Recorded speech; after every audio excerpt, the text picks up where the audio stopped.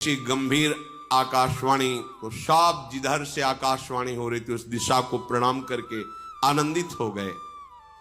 ब्रह्मा जी ने पृथ्वी से कहा, बिल्कुल तुम्हारे आंसू अब नहीं निकलने चाहिए। ये माँ है पृथ्वी, ये चैतन्य है, इसे जड़ मत समझो।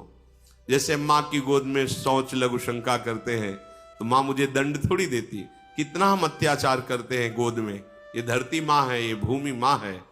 हर बच्चे को पहले माता पिता यही सिखाते, सो के उठने के पहले जमीन में हाथ रखो, पैर रखने के पहले ही, और पृथ्वी के चरण छुओ, फिर हाथ दर्शन करो, फिर भगवान नाम स्मरण करो। ऐसा तो प्रणाली ही थी घर में। अब आज तो शिक्षा ही नहीं दी जाती। ये भूमि हमारी माँ है। हम जब अपनी माँ के गर्भ से आए तो सबसे पहले भूमि में स्पर्श हुआ।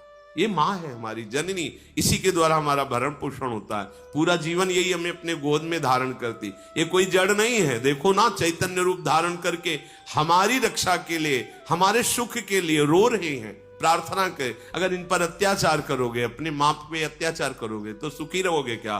पृथ्वी में यदि तुम अत्याचार करोगे तो सुखी नहीं रहोगे। तब ब्रह्मा धरनी समुझावा, अभय भई भरोस जी आवा।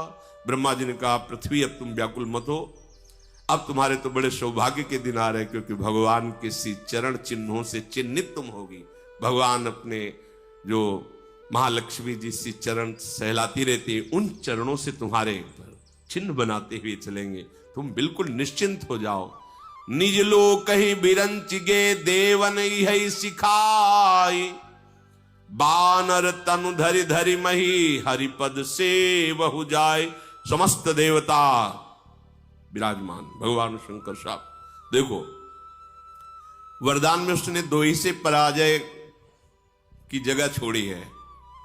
नर बानर, नर रूप में भगवान अवतार ले रहे, तुम सब देवता देवी शक्ति संपन्न जाओ बानर रूप में, दीक्ष रूप में ऐसे प्रकट हो जाकर जो भगवान की सेवा और सहायता करो। उनको सहायता की जरूरत नहीं, पूरी सृष्टि अकेले ही रची है और एक क्षण में रची है। पर लीला के लिए तुम सब वो रूप धारण करो। सब देवता अपने अपने लोगों को ब्रह्मा जी को प्रणाम करके गए। जिसके लिए जो आज्ञा हुई वैसा ही परिकर तैयार हो रहा है।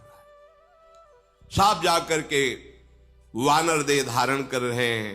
अपार बल प्रताप है, सब सूरवीर, और उनके अस्त्र यही हैं, पर्वत वृक्ष और नख।